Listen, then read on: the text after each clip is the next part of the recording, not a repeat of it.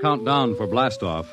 X minus 5, minus 4, minus 3, minus 2, X minus 1.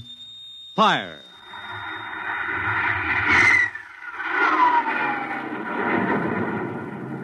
From the far horizons of the unknown come transcribed tales of new dimensions in time and space. These are stories of the future, adventures in which you'll live in 1,000,000 could-be years on 1,000 would-be worlds. The National Broadcasting Company presents X minus 1.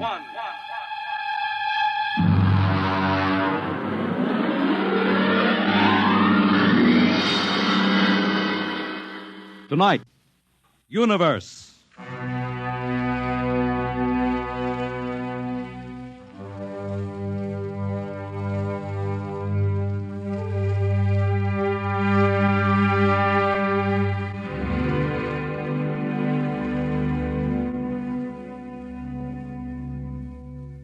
We are just beginning to discover how boundless our universe really is. And yet as man reaches out to the stars, out toward infinity, ironically enough, he may be building himself a new kind of prison. What would it be like to live all your life in a world no larger, say, than a single gigantic rocket ship bound on an endless mercy?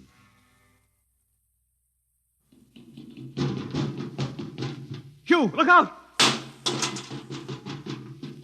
You all right? Yes, just missed me. What was it? A mutant with a slingshot, I think. Must have dashed down that passageway. Want to go after it? Oh, we'd never catch it, Alan. It's probably 12 decks above us by now. I didn't think they ever came down this far. Trolls usually get them before they reach this level. They get more daring with each generation. This one looked like a female. Male or female, it might have killed us. I told you this trip was pure foolishness, climbing 24 deck levels to hear a crazy old man rave. All right, Alan, we're almost there now. Let me see, compartment X, 15, level 24. This is the place. This area smelled as if it hadn't been visited by a sanitation crew for generations. This part of the ship is almost deserted. Yes? Is this the compartment of John the Witness? Who are you? My name is Hugh Hoyland, cadet from Scientist Barracks. This is my friend Alan Mahoney. What do you want of John the Witness? Well, only to talk. Are you a believer in Jordan? Naturally. I have heard that there are those among the younger scientists who doubt the word of Jordan. To doubt is death. We're not heretics. Enter.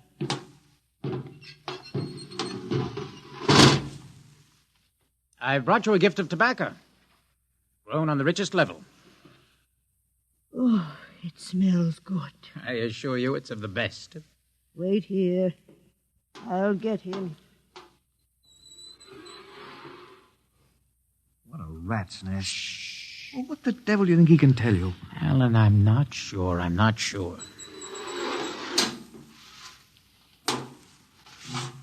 Well? Are you John the Witness? I am. Good evening to you. I'm Hugh Hoyland. This is my friend Alan Mahoney. What brings a gentleman of the scientist class to my humble compartment? I've heard that you and your parents before you have been keepers of the legend of the ship. Since Jordan gave the word. I'm anxious to hear the word as Jordan spoke it. Why? Because our young scientists, well, among them there have been some who talk against the word. There are regulations against such heresy. Still, some of them say the ship has no purpose. They say that we are here accidentally, that we have no more grace in Jordan's eyes than the most deformed mutant who dwells in the highest level of the ship. What shall I say to you? Well, I wish to hear the word from the mouth of one who knows, in order that I may become more convinced. Sit. You have a gift for the witness? The finest tobacco. Good. I will dim the lights.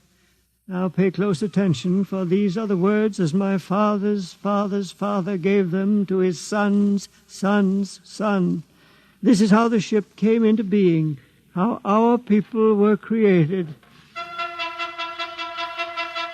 In the beginning there was only Jordan, thinking his lonely thoughts. Out of his thoughts came a vision. Out of the vision came a planning, and out of the planning came decision. Jordan's hand was lifted, and the ship was born. Mile after mile of good compartments, tank after tank for gold and corn, ladder and passage, door and locker fit for the needs of the yet unborn. He looked on his work and found it pleasing, meet for a race that was yet to be.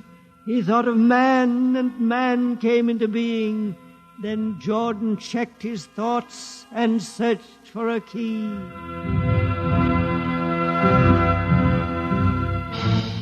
Man untamed would shame his maker. Man unruled would spoil the plan. So Jordan made the regulations, and order came to the works of man.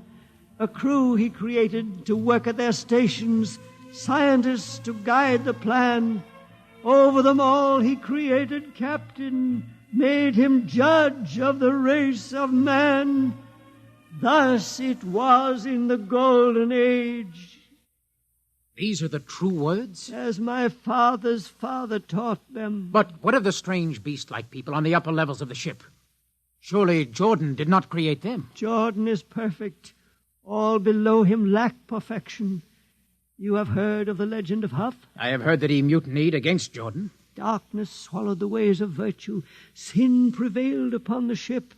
And before wisdom prevailed in the bodies of Huff and his followers were fed into the converter, some of the rebels escaped and lived to father the mutants. They are tainted with the sins of their fathers. Witness, one more question. Speak.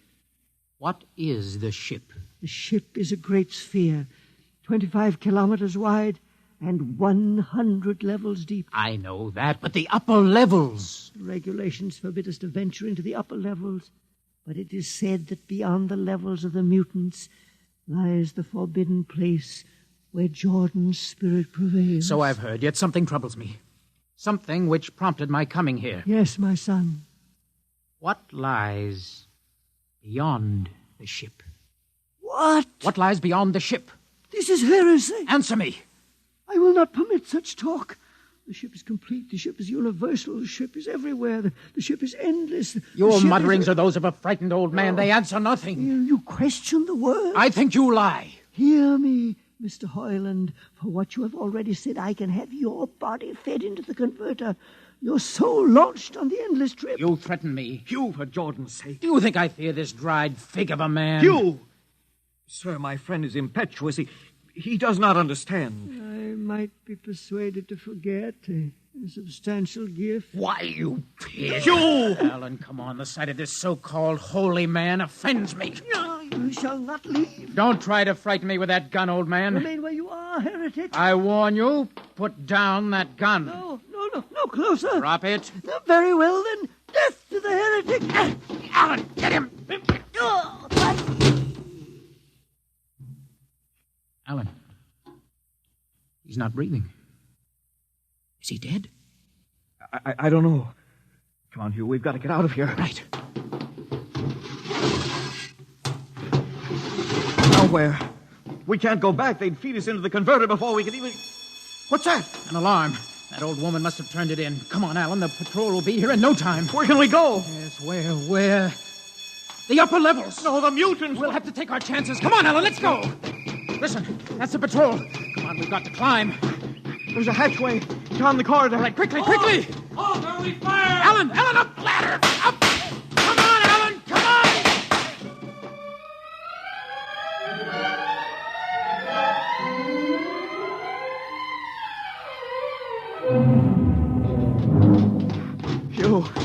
Hugh, wait. How far are we from the outside wall? Judging by the slope of the deck, about 2 miles. Alan, let's try this passageway here. If you hadn't asked him that stupid question. Now, there's no use going over that. But why did you do it? I've been thinking about it for a long time. When he began to give me those stupid, pat answers, well, I just saw red, I guess. Who are you to question the ways of Jordan? When you asked me to go with you to visit the witness, I thought you wanted spiritual help. I never dreamed. I'm sorry, Alan. I'm sorry. I couldn't foresee this. Wait a minute. What? I saw something move. Where? Near that bulkhead. I don't see anything. Maybe my eyes are going bad. Listen! You behind us! Alan, look out!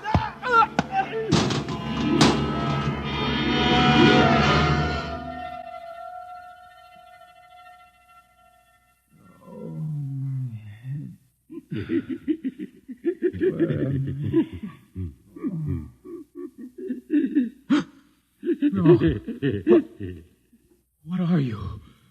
Put away that knife. Keep away from me, you. Don't kill him. Not yet. Who are you? You must forgive my friend Bobo. Like so many of my people, he's rather impetuous. We're members of the so-called super race, I Who are you? What place is this? As you can guess, from my leg, I'm a mutant. Mutant. Where is Alan? Your friend is dead. Dead. I was not able to restrain my people in time to save him. Why don't you destroy me and get it over with? We do not kill for pleasure, Mr. Heinlein. Only when necessary. You know my name? I read your identification tag. Who are you? Mutants can't read. My name is Gregory. Gregory? I'm a leader of my people. You see, although we are unfortunate in our heredity, Mr. Heinlein, many of us are quite intelligent. And why do you live like animals? We'd rather live like free animals than like regimented slaves, as you do. I've heard you practice cannibalism. Undoubtedly, you hear many things about us. You turn your head. Why? That monster. I've never seen a creature like him. Bobo is an unfortunate. He was born without the power of speech. How can you tolerate such a monstrosity? We've learned to live with difference. If we began to destroy our imperfects as you do on the lower levels, there would soon be no one left. It violates the regulations. The word of Jordan states Mr. specifically Heinlein, that... your people are really quite primitive and barbaric. You dare say that to me? I dare say a good deal more. Let us go to my compartment and speak further. I'm always interested in information on the lower levels. I'll give you no information. Bobo. No. I want Mr. Heinlein in my cabin, please. No. I would advise you to go quietly, Mr. Heinlein. Bobo has a hatred of superior beings, which is unfortunate, but quite understandable. Proceed.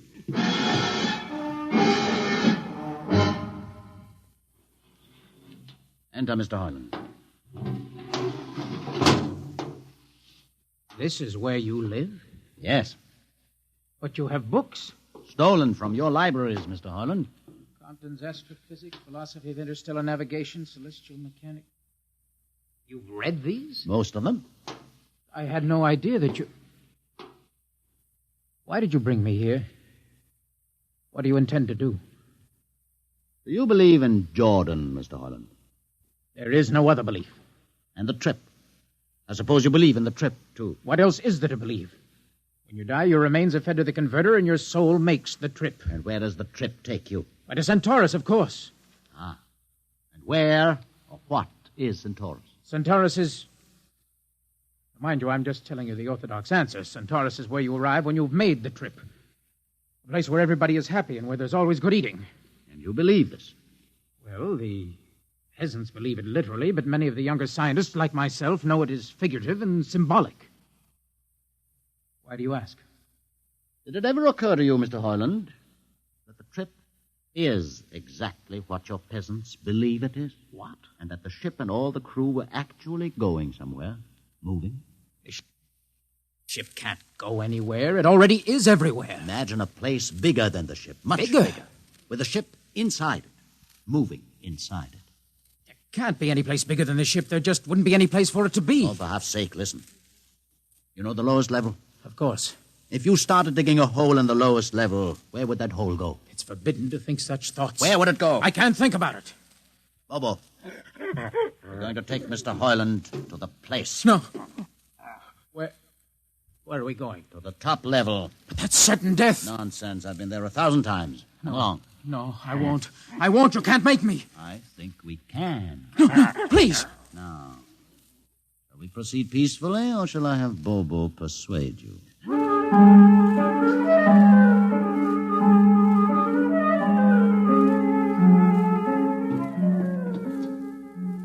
Open the door, Bobo. Inside.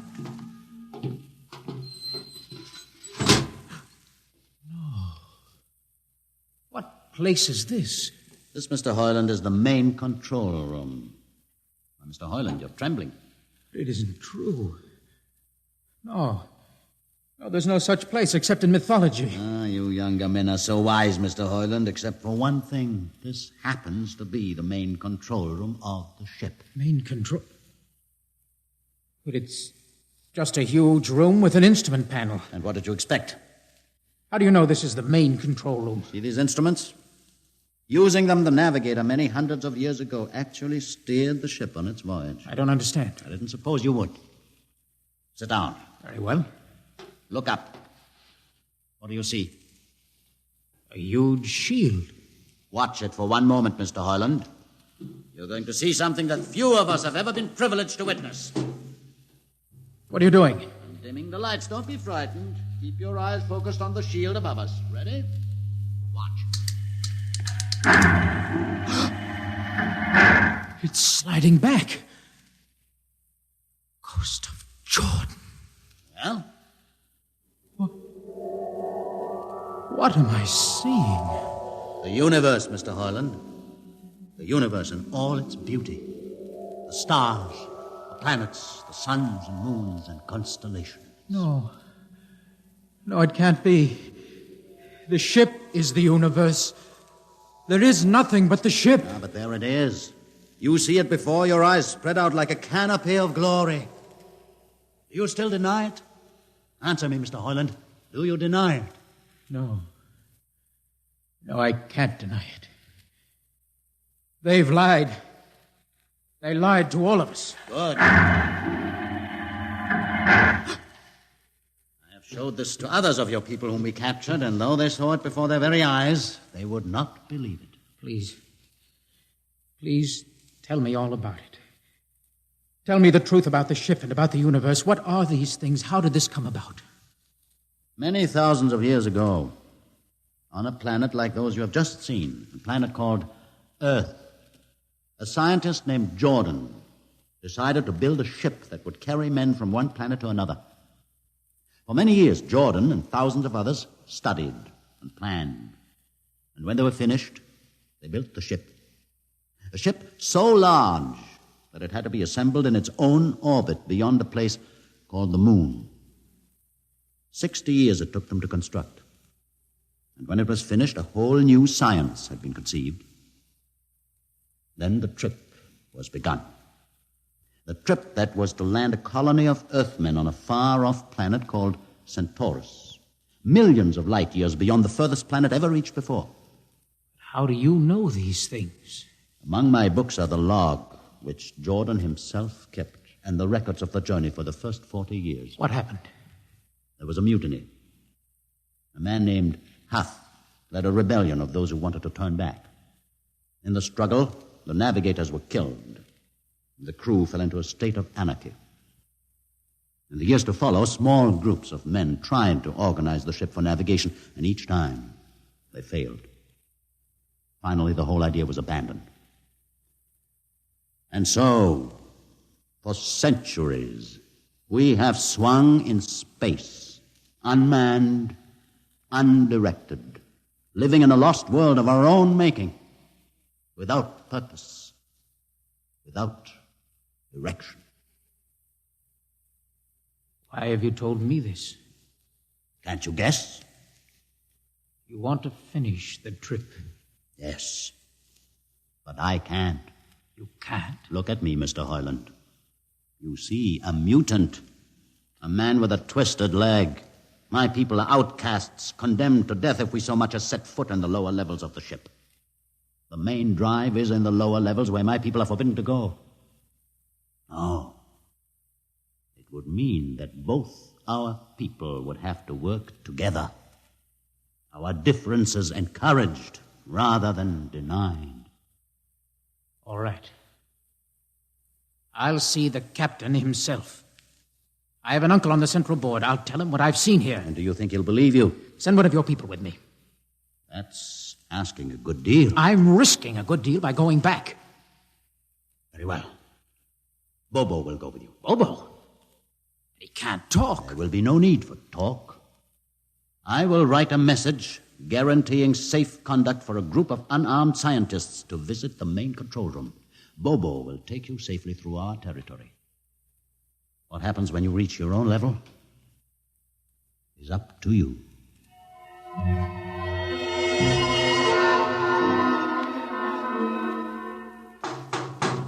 One moment. Yes, what? You? Quick, Uncle, let us in. Hey, but this mutant... He's harmless. Please, Uncle, please. Now, what is this? You're wanted for... I know all about that. Uncle, listen. I must see the captain. The captain? Are you mad? Uncle, you're a council member. You can get me to see He'll him. kill you. You're wanted for heresy. I don't care. I must speak with the captain. Now, Uncle, you're close to him. You can arrange it. I don't understand. Listen to me. The ship is moving. I can prove it. Do you understand? There is a purpose in the ship. I don't understand what you're babbling about. Now, never mind. Just talk to the captain. Tell him I have information of tremendous importance. Tell him I've arranged a truce with the mutants. Truce? Here, show him this paper. Signed by their leader.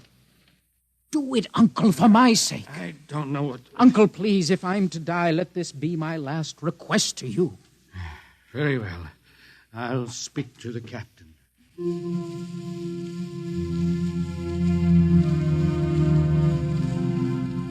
And you say, Mr. Hoyland, that you saw this with your own eyes? I swear it, Captain. I swear it on the word of Jordan. Let me see the paper again. Commander Ernest, what do you think? I don't know, sir. It might be a trick. I guarantee you safe conduct. If these things are as Mr. Hoyland reports them, it would pay to risk a few lives. The man is a convicted heretic. Still, we must not discount his word. He has a safe conduct, and the mutant risked its life coming with him. I think we might investigate. Captain, you mean you will do it? I will have an expedition outfitted. Dismissed, Mr. Hoyland. Thank you, sir.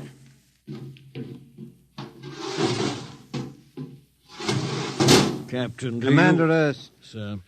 you will make the necessary arrangements for an expedition. And I trust you understand. Perfectly, sir. Perfectly.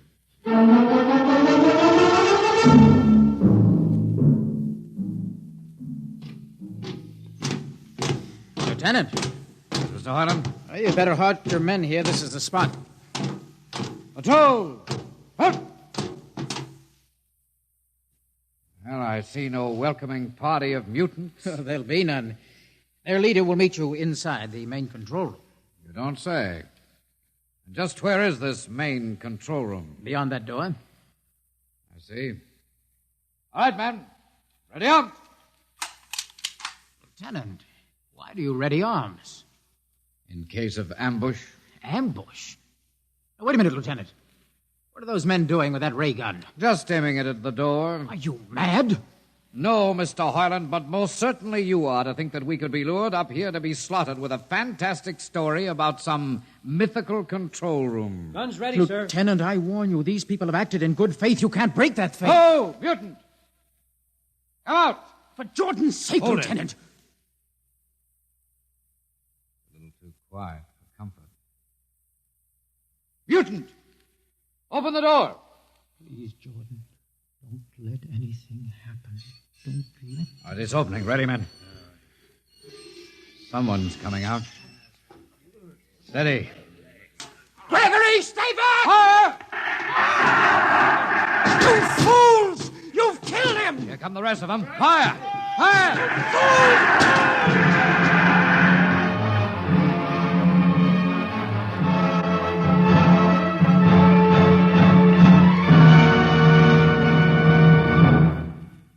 That should teach him a lesson they won't forget. All right, men, inside the room. Come along, Harlan. You're under arrest as a conspirator in this ambush. Ambush, you fool. You blind, stupid fool. All right, that'll be enough. You've been inside this place before? Yes. What's this machinery? These are the controls he would have used to steer the ship. Gone out of his mind, Lieutenant. Steer the ship? Who? The leader, the one you killed. This ugly mutant? This ugly mutant happened to be a man of true genius. Why, you're mad. Am I? Lieutenant, this man had a vision which would have saved you, but you chose to kill him because you couldn't stand the sight of his difference from you. Shut up, Highland. Don't listen to him, man. You can't shut your eyes, and you can't shut your minds, and you can't shut your ears to this! The roof's moving back! Yes, look!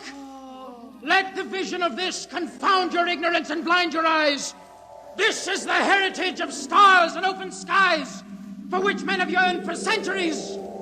Try to destroy this, and you will only destroy yourselves. Back to the heritage! But I say to you that you can't keep this from our people. They will seek it out. The ship will be manned, and the ship will be steered, and there will be freedom, purpose, and respect for ourselves. This is your heritage. Look upon the universe. Kill him.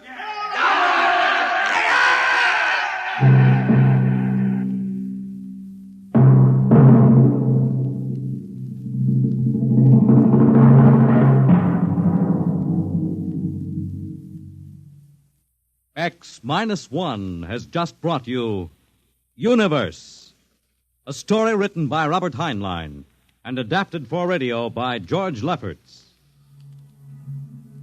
Heard in the cast were Donald Buca as Hugh, Peter Capell as Gregory, Bill Griffiths as Alan, Abby Lewis as the woman, Edgar Staley as the witness, Jason Johnson as the uncle, John Seymour as the captain, and Ian Martin as the lieutenant. Your announcer is Fred Collins. X-1 is directed by Fred Way and is a transcribed NBC Radio Network production.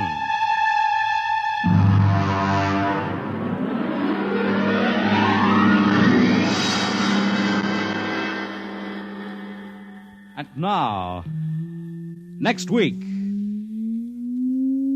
we have a strange story to tell.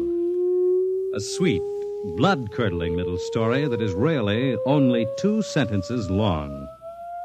The last man on Earth sat alone in a room, and then there was a knock on the door.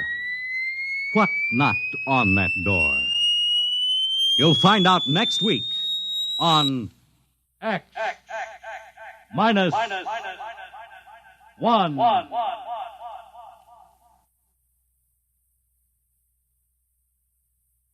When you buy United States savings bonds, you help to build your own future security. Here's an opportunity to save systematically for long-range personal objectives. So invest in United States savings bonds. Now follow the Abbotts to mystery and adventure over most NBC radio stations.